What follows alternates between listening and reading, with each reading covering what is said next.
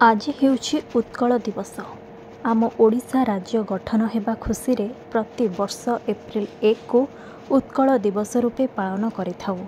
आम ओडिशा राज्य गठन हेबा पछरे अनेक वीर प्रतापींकर अवदान रहिछि। आम ओडिशा राज्य किपरि गठन हेला जानिछन्ति?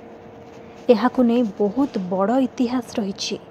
आज जानन्तु आम राज्य गठन हेबा पछरे केते कष्ट करिबाकु पड़िथिला, कौन सबु समस्या आसीथिला, आउ केमिति शेषरे भाषा भित्तिरे प्रथमे आम राज्य ओडिशा गठन हेला।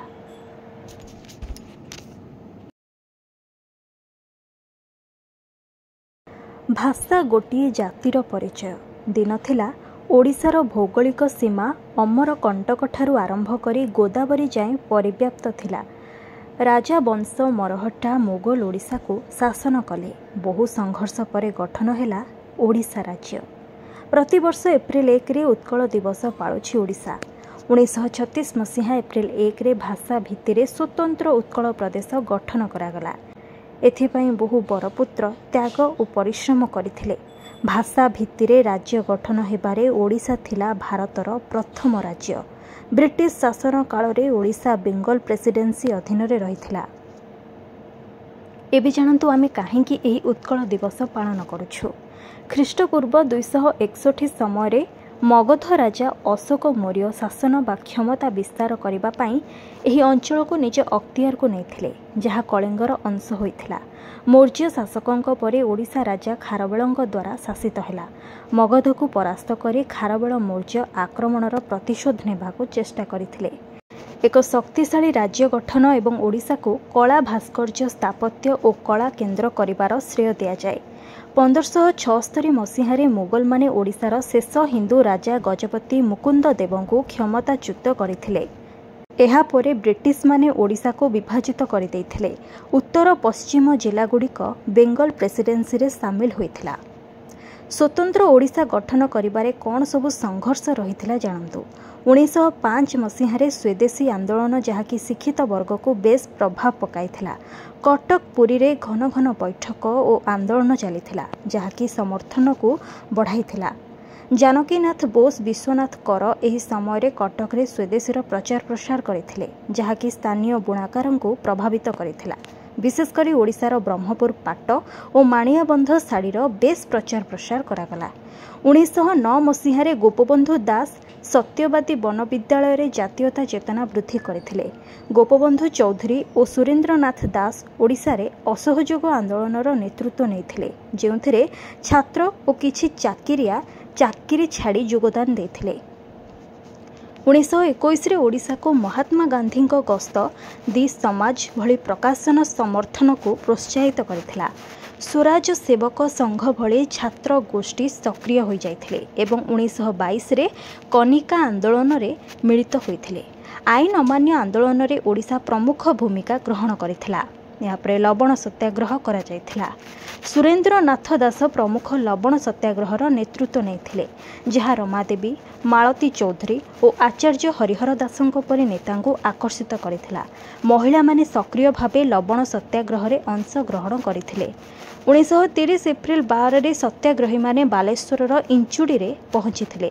पुलिस अत्याचार सत्वे सत्याग्रही माने एप्रिल 14, 1930 मसीह इंचुड़ी रे लवण सत्याग्रह करथिले। 1931 रे ओडिशा लोकंक सम्मिलनी एही आंदोलन को आहुरी प्रशमित करथिला। 1942 रे भारत छाड़ आंदोलन रे शहीद लक्ष्मण नायक सक्रिय भावे अंशग्रहण कले। कोरापुट रे आंदोलन उग्र रूप धारण कला। युव नेतृत्व रे हेउथिबा आंदोलन रे अनेकंकु गिरफ मध्य करागला। 1943 मसीहा मार्च 29 रे बनरक्षी रामाया नायकों को हत्या करिबार मिथ्या अभियोग रे लक्ष्मण नायकों को फांसी दियागला। लक्ष्मण नायकों को फांसी परे 1943 मसीह कटक रे छात्र आंदोलन को आहुरी प्रशमित करागला। भारत छाड़ आंदोलन डाकरारे भद्रकर रक्ततीर्थ इरम ठारे गुलिकांड घटिथिला, जहाँकि द्वितीय जालियानबाग घटना भावे जनाशुना। राजांको अन्याय अत्याचार विरुद्ध रे प्रजामंडल आंदोलन करथिले जहाँकि ओडिशा इतिहास रे लिपिबद्ध होई रहिछि। प्रजांको ठारू अधिक कर आदाय करा जाउथला जहाकू प्रतिवाद करी एही आंदोलन होइथिला। 1938 मसीह हरेकृष्ण महताब सारंगधर दासଙ୍କ नेतृत्व में आंदोलन करथिले। ढेंकानाल रे वैष्णवचरण पट्टनायक नेतृत्व में एही आंदोलन होइथिला। एथिरे बाध्य होई हस्तक्षेप करथिले ब्रिटिश सरकार। एही आंदोलन रे कर ह्रास राजनैतिक बंदी मुकुळिथिले। ओडिशा रे गणजात राज्यर सम्मिश्रण और राजतंत्रर अवसान घटिथिला। समस्तଙ୍କ सख्त चेष्टा पर 1936 मसीहा एप्रिल 1 रे स्वतंत्र प्रदेश भावे गठन हैला ओडिशा।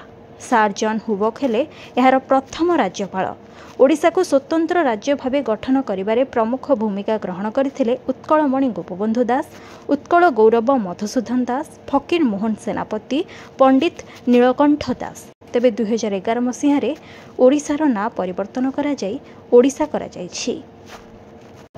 एबे जानतु ओडिया भाषा भित्तिक राज्य गठन पई संघर्ष होइथिबा घटना विषय 1912 मसीहा अगस्ट 1 रे बिहार और ओडिशा नाम एक नूतन प्रदेश गठन सह ओडिशा को बिहार सरकार शासनाधीन रखिले। यापर ओडिया भाषाभाषी को नहीं राज्य गठन पई दाबी उठिला। 1800 शताब्दीर शेष भागरे घटिथिबा आंदोलन भारतर होइथिबा अनेक आंदोलन मध्यरु गोटिए थिला जहा सांस्कृतिक पुनरुद्धार को गुरुत्व देइथिला एवं प्राचीन ओडिया अतीत को उजागर करथिला। 1903 मसीह मधुसूदन दासଙ୍କ नेतृत्व में गठन हैला उत्कल सम्मिलनी जहाँकि ओडिशा गठन दिगरे बड़ प्रभाव पकाइथिला।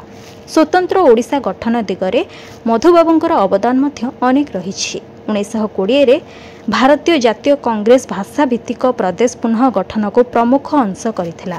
परे तीनोटी भिन्न भिन्न कमिटी द्वारा पुंखानुपुंख तदंत परे शेषरे 1936 मसीह ओडिशा प्रदेश गठन होइथिला।